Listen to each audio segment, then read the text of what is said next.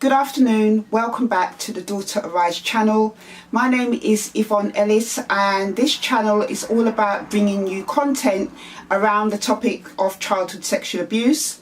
I myself am a survivor of childhood sexual abuse, and on this channel I share with you parts of my experience, news articles that I come across that I feel that you may be interested in, and also as well just raising awareness of anything around childhood sexual abuse.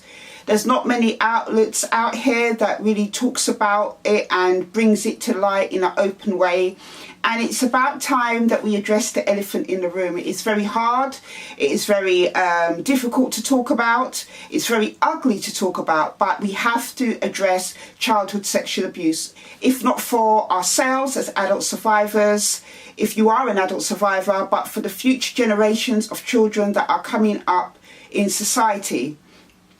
Now, if you haven't subscribed to my channel, go ahead and hit the subscribe button. And if you like any of my videos, please hit the thumbs up and share with anybody that you know that has been through childhood sexual abuse, or people who are interested in knowing how to support loved ones that have been through it.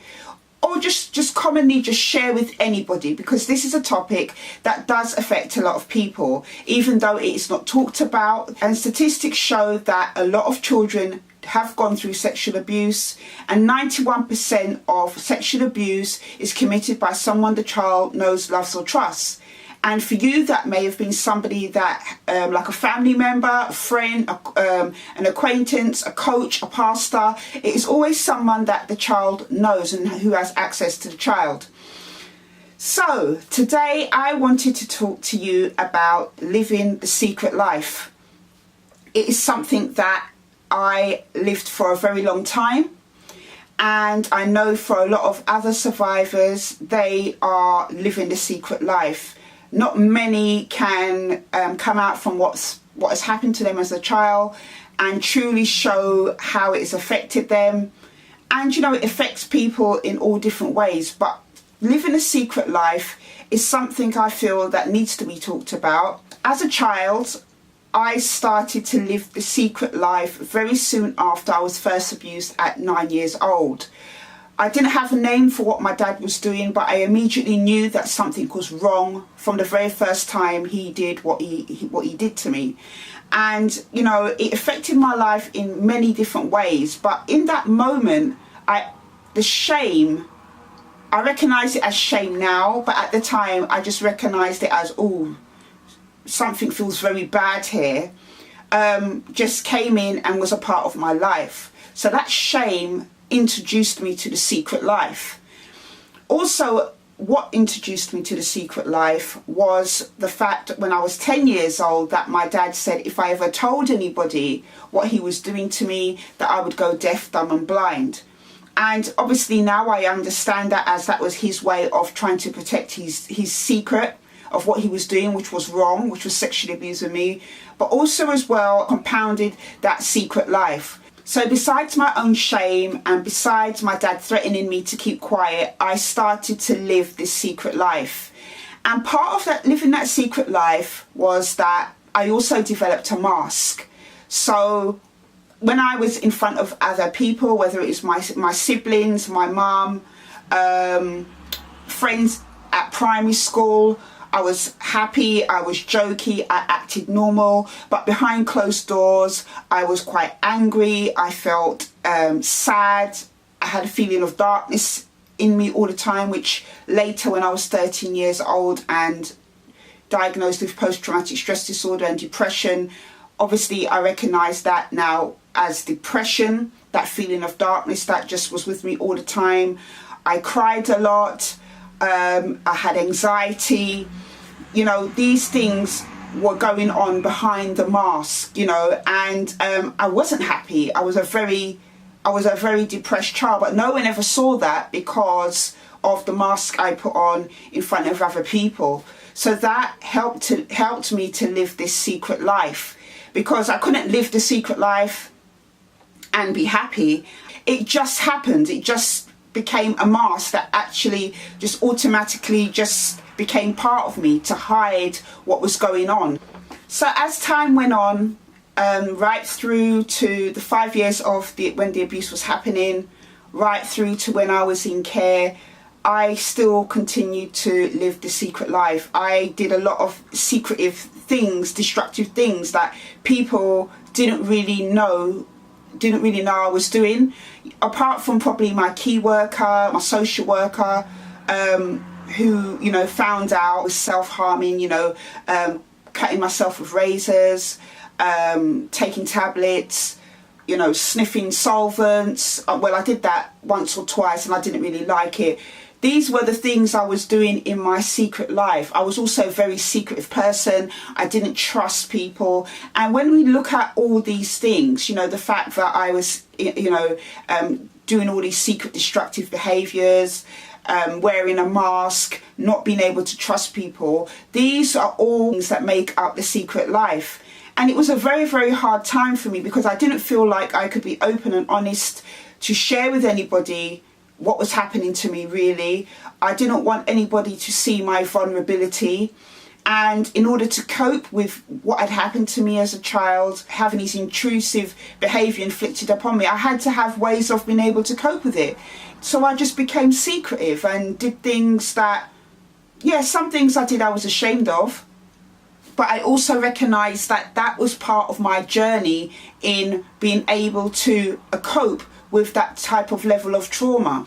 I didn't think it was okay to be myself in front of others. I didn't think that I was acceptable or good enough, or, you know, I didn't think that people would love me or like me if I showed them the things that I was really doing behind closed doors, behind that mask, in that secret life. I put up this facade, you know, and remember I was young. I didn't have the vocabulary or the kind of strategies that would help me to be able to open up about my sexual abuse. No one else around me, when I was in care, for instance, was talking about the fact that, and there were kids in care for different reasons, like neglect, emotional abuse, you know, physical abuse and sexual abuse, but none of my peers at the time when I was a teenager ever talked about what was going on with them. It was always, you always just saw people acting out, you know, whether that was smashing things or overdosing on pills or cutting themselves or absconding. They displayed their distress in their behaviour.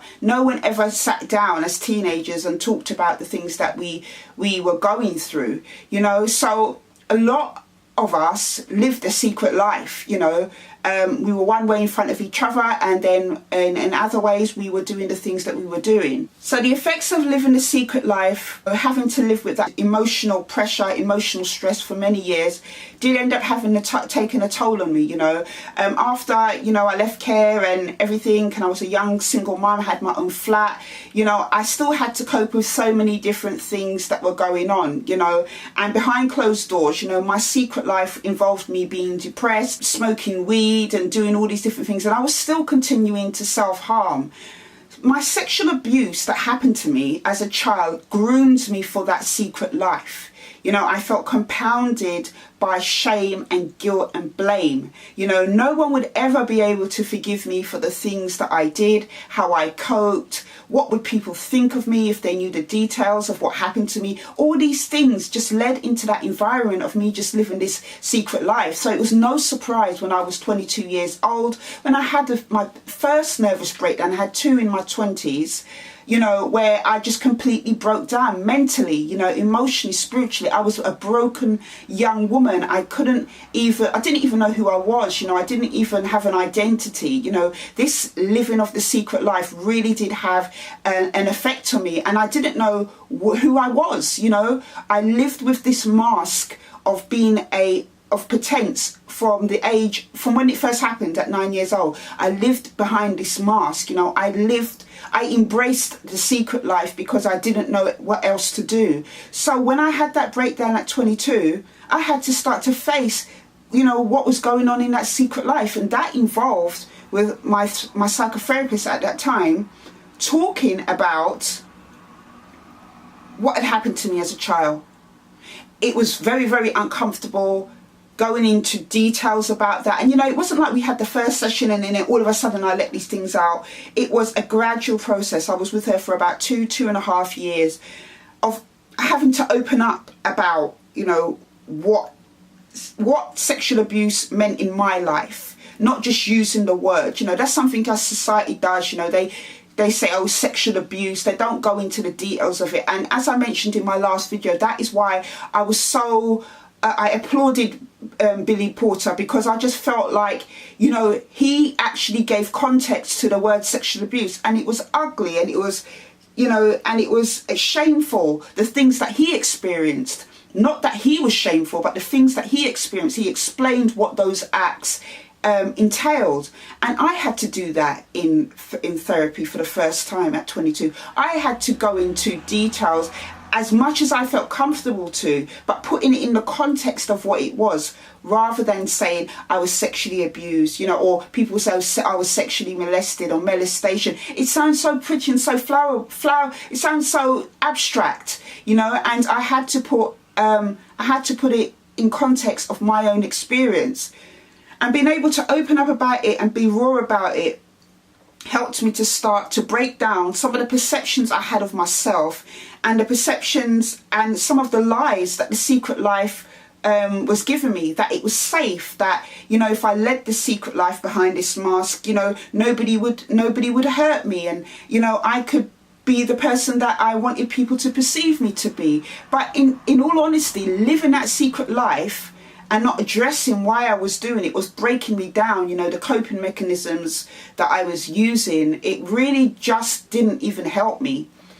Therapy provided that place for me to be able to do that, to break down the secret life and break down the perception. And one of the things that helped me to break down the lies about living the secret life was the fact that I'm not responsible for what my dad did to me. He is an adult, I was a child, and it's the same for you. If you are a survivor of childhood sexual abuse, I need you to know that no behaviour that you have ever done, nothing that you could have ever done as a child, could justify or warrant what the person who sexually abused you has done to you. And there's nothing that can warrant their behaviour. There is no proportion of blame that could ever be put on a child for the actions of an adult. The imbalance of power is 100 to 1. So, you know, no matter what people tell you, no matter what the perpetrator may tell you, you know, because that's what they love to do, paedophiles and child molesters, is put the blame on the child. Oh, they came in naked, or they hugged me, and put it on them. No, it's them that is to blame for what they've done. And in being able to put the blame where the blame belongs really helped me to start to break down the walls of The Secret Life. And, you know, that set me on my journey. Now, even after therapy, 2.5 years, I still struggled with the secret life, because I was quite a secretive person. I didn't like people to know what it was I was doing. That was fueled by this secret life thing, you know, so doing things in secret and not managing my emotions or dealing with the root causes of things. And even in, you know, in my marriage, for a long time, I was quite secretive about a lot of things that I did. Breaking out from The Secret Life has involved several different things. You know, therapy, my relationship with Jesus. I had to learn to be honest about myself. You know, that's one of the biggest things I had to do to break out from The Secret Life, and it wasn't easy. It wasn't something that came naturally to me, because I'd lived with this mindset and lived with this perception of who I was for so long, you know. But in all honesty now, I would say in the last probably 5 years, maybe 8 years, I have broken out from living a secret life.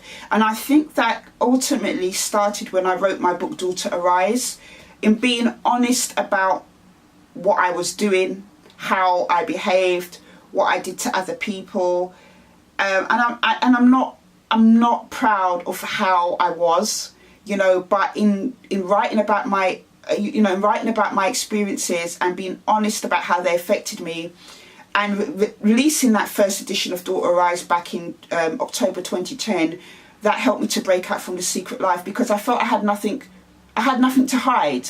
I had nothing to prove to anybody. In finding my voice through my book, and then finding out that other people had struggled with the same issues, helped me to break out from behind The Secret Life. Yeah, so that's just basically what happened with me. living the secret life didn't benefit me, and it's something that, yes, as a child, as a teen, I was able to get away with. But then when I grew up and had to face being real life situations and deal with different aspects of life, being a mother, learning about my emotions, because I was emotionally stunted for a long time. It was like I was back at that place for a long time, like emotionally like a child, in my 20s. I had to really learn a lot about myself and face myself in order to break out from behind the secret life. So if you're somebody that struggles with this, my encouragement would be to you is to know that you are acceptable and loved how you are. But in order to embrace that, in order to know that, and to release yourself from behind the mask and release yourself from the secret life, you have to face you. You have to deal with the issues and the challenges that have hindered you from, breaking out from the secret life. And those always, in my experience, those always stem back to the root cause of the issue, which is the sexual abuse. So the first thing you would need to do, and I know it's not easy, and it may take, several different avenues to help you with that, but the first step is to face your childhood abuse. And it's not easy. I'm not sitting there saying to you as somebody who says it's easy. As if you've checked out my other videos, especially the one I did about, my 33-year journey now from being sexually abused, you will know when I talk about it in that video that it wasn't an easy process. But everybody has to start somewhere. If you desire to break out from it, and it is painful and it is raw to do, but when you can break out from the secrecy that sexual abuse has had you in, the shame, the guilt and the blame that it has covered you in, you will start to see things a little bit different. And it is raw at first, but it's something that will release you. And for me, from finding my voice back, 8 years ago, breaking out, making that big step to break out from the secret life, telling people about my vulnerabilities and my issues and my problems and the things I got wrong, helped me to break out from it and just to start to live the life I'm living now. So I would encourage you, whether that is through therapy, through prayer, through writing journals, through sharing it with somebody you trust, whether that is, a confidential helpline, whatever way, to start to make steps to break up from the secret life. Ultimately, it is your choice. You have to choose to want to start to do that. If you are sick and tired of living with the secrecy and living with the things that sexual abuse has left you with, then these are the things that you will need to consider in able to be able to start to do that. So that's all I wanted to share with you on this video. If you want to contact me, you can. I will leave the link in the description box below. You can contact me at info@daughterarise.org.uk. If you want to visit my website to see the work of Daughter Arise, please visit www.daughterarise.org.uk. And I will leave the link to my book, Daughter Arise, in the description box below. Check it out if you can. You can get it on Amazon or you can order it through my website. It's completely up to you. And in January 2019, I will be releasing my new book, Choose Life, which is an awareness and practical empowerment book by yours truly. And it's written from my perspective of somebody who's been on this journey or walk or whatever you want to call it for 33 years. Things that I have learned, things that I want to share with you, because a lot of people out here who have been through sexual abuse don't even realise, maybe you're one of them, don't even realise what happened to you was sexual abuse. There are people out here that don't realise what's happened to them with sexual abuse. All they know is something bad happened to them when they're little, and this thing that is eclipsed their life has caused them all kinds of problems. So in my book I talk about, sexual abuse, and I talk about raising, I try and bring awareness and education through what I share in a way that, doesn't delve from the ugliness of the issue, but also as well brings you hope. And, it's got practical exercises in it of things that I have found to be empowering over my time, of overcoming this. I share poems. I share a certain specific part of my life, diary entries from specific parts of my life, for you to see what the mind battle I was going through at that time. So, you know, I will let you know about that book nearer the time when I start to release information about it in the next couple of weeks. But I hope you found this video helpful. Please be sure to hit the thumbs up button if you like this video, and please subscribe to this channel and show your support. Share with anybody that you feel would benefit from these videos. I do these videos because I feel it's important for people to know that just because people grow into adults doesn't mean that sexual abuse doesn't affect them. And there's a lot of people who are still in the minority, who are overlooked, and perpetrators of this crime are just getting away with it.